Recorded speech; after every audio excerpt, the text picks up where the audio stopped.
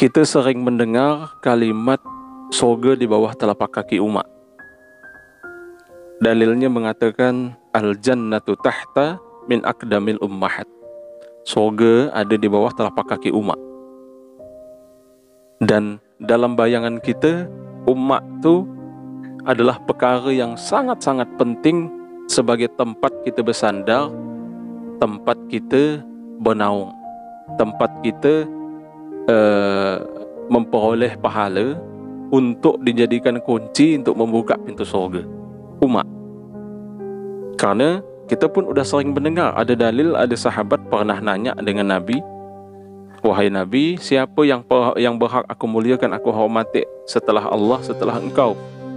Jadi kata Nabi, umatmu. Siapa lagi Nabi? Umatmu. Siapa lagi Nabi? Emakmu. Siapa lagi? Bapakmu. Emak disebut 3 kali, bapak disebut sekali. Kemudian surga ada di telapak kaki emak. Terus Ustaz, kenapa yang disebut hanya umat? Kenapa hanya surga di bawah telapak kaki umat? Bapak ngapa tak ada? Padahal kan selama ini bapak yang mencari duit.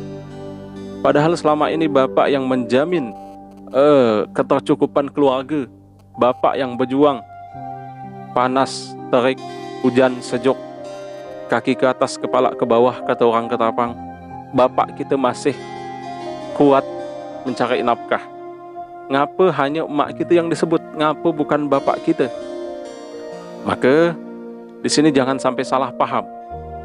Jangan mentang-mentang ayat ini mengatakan surga di bawah telapak kaki umat, kemudian umat disebut 3 kali, bapak sekali, kemudian dengan bapak pun kita lalu sia-siakan. Tidak. Kebetulan yang sering kita dengar dalilnya, yang sering kita dengar hadisnya hanya tentang umat. Tentang bapak ini jarang dibahas. Tentang bapak ini jarang disebut. Tentang bapak ini jarang dikemukakan. Sehingga banyak anak yang lupa akan bapaknya dan lebih penting dengan umatnya. Di sini saya mengutip di dalam sebuah hadis yang terdapat di dalam kitab Al-Lu'lu' wal Marjan. Saya pegang kitab Al-Lu'lu' wal Marjan. Kitab ini karangan Syekh Muhammad Fuad Abdul Baqi,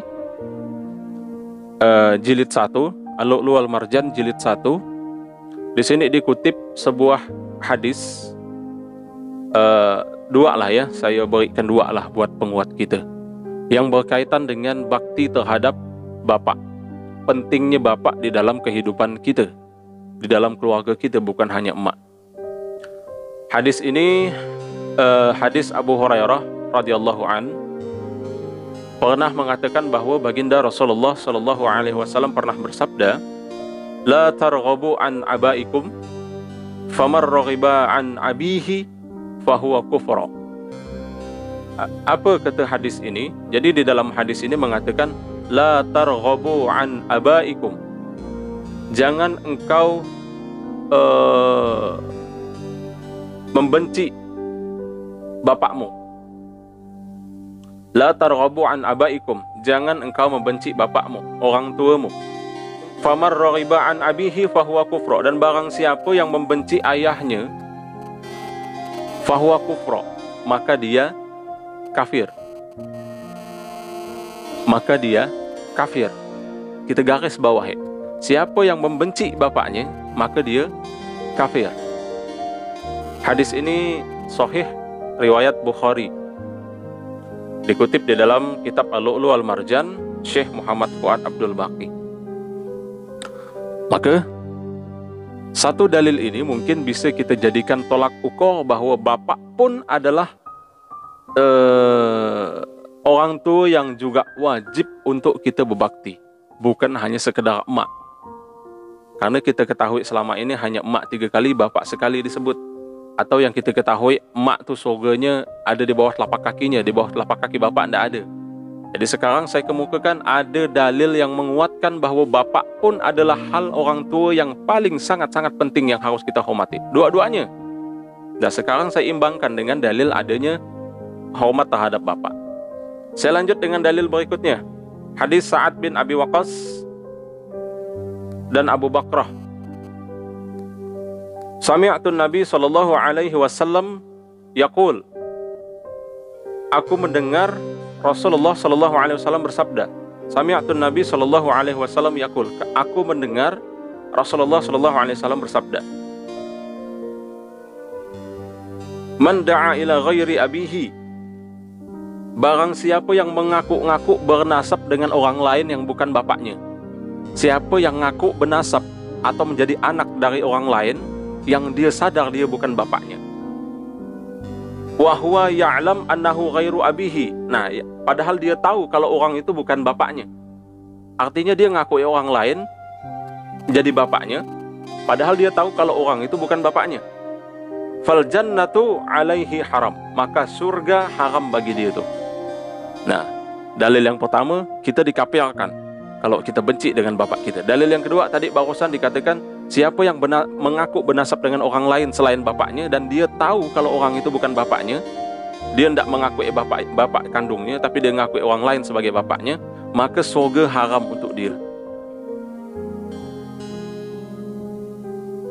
Mak dan bapak derajatnya sama-sama penting untuk kita berbakti, untuk kita berlindung, untuk kita mendapatkan surga dari Allah Subhanahu wa ta'ala. Maka jangan semata-mata kita hanya mengetahui bakti terhadap mak dengan bapak kita kesampingkan. Tidak. Dua-duanya sama penting. Dua-duanya sama dan perlu kita bakti, bernaung di bawah telapak kaki dua-duanya. Nah, biasa kan kalau ketika Idul Fitri, Lebaran, kita dudukkan orang tua kita tu di kursi, kemudian cucikan kakinya. Yang merasa sayang dengan mak bapaknya macam saya, setiap saya balik saya pasti cuci kaki mak bapak. Minta ridho, minta ridho dengan mak bapak, minta restu dengan mak bapak, minta doa dengan mak bapak. Karena ridho Allah fi ridho walidain. Ridhonya Allah tu adalah ridho mak bapak kita. Wa suhtullah fi suhtil walidain. Murkanya Allah tu murka kedua mak bapak kita. Jadi perpanjang tangan Allah di permukaan bumi ini, kalau dia mau berikan hukuman, lewat mak bapak kita pun bisa. Kita mengecewakan mak bapak kita ngomongkan sesuatu yang membuat kita sakit badan kita karena kecewanya tu, bisa. Kita diberikan ajab oleh Allah Subhanahu wa ta'ala karena kita durhaka dengan mak bapak kita. Maka penting bagi kita untuk selalu ingat bahawa orang tua itu penting. Hal yang sangat penting yang harus ada di dalam ingatan kita, ada di dalam jiwa kita. Jangan pernah dilupakan. Setiap langkah, setiap detik, setiap waktu ingat dengan mak bapak kita. Di samping kita ingat Allah, ingat Rasul, ingat emak, ingat bapak, ingat keluarga. Maka mulai sekarang jangan ada lagi yang menyampingkan bakti terhadap mak bapak. Oh Ustadz, kami posisinya jauh. Sekarang udah zaman teknologi, ada video call, maka teleponlah. Jangan hanya setahun sekali waktu lebaran nelpon minta maaf, minta ampun. Tiap hari kalau bisa tuh. Tiap hari. Pagi sebelum berangkat kerja minta restu, ya kan? Malam-malam pas dah ada kerja, pas dah ada kegiatan, nelpon, video call dengan mak bapak. Karena mak bapak kita tuh menunggu sebenarnya. Mak bapak kita sebenarnya merestui kita pergi jauh untuk cari nafkah, padahal sebenarnya hatinya pilu, hatinya sakit. Hatinya tuh pengen dengan anaknya terosam. Sebenarnya gian. Cuma sayangnya karena kebutuhan, mungkin bisa dikatakan kebutuhan duniawi macam saya, kebutuhan duniawi, saya harus pergi jauh, agak jauh bayar, masih di lingkungan Ketapang, tapi masih lumayan lah. Saya ada di ujung Ketapang, Kalimantan Barat, di Manis Mata. Sedangkan mak bapak saya di Ketapang Kuta sana. Jadi bisa dikatakan balik ke sana itu setahun sekali. Jadi ya hari-hari untuk meluapkan rasa rindu, rasa kangen cuma dengan lewat telepon, video call. Gitu. Sendaknya terobatilah.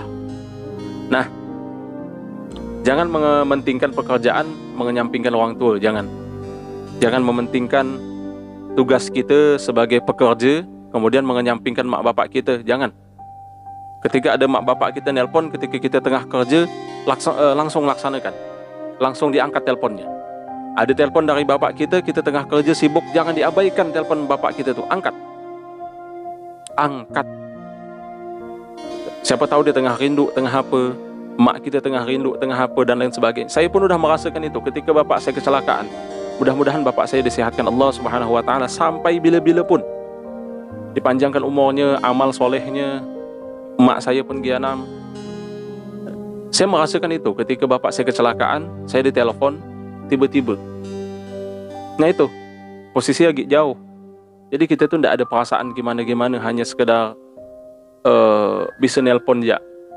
Cuma ada kekhawatiran ketika orang tuh kita ada berita yang tidak nyaman, ditelepon, sehingga dalam hati kita pun hanya ada gelisah. Alhamdulillah sampai sekarang ayah saya, bapak saya udah kembali sehat seperti biasa. Mudah-mudahan dipanjangkan umurnya, panjang amal ibadahnya insyaAllah. Mudah-mudahan mak, bapak dan lain sebagainya. Tuh kawan-kawan, jadi penting buat kita semua untuk berbakti dengan mak bapak kita. Perlu kita mendengarkan semua nasihat mak bapak kita. Apapun laksanakan, kecuali kalau menyuruh kepada kemungkaran, maksiat. Tidak mungkinlah ada orang tu nyuruh maksiat, nyembah batu, nyembah patung, nyembah kayu, hantu, jembalang tanah, hantu setan. Tak mungkin lah ya.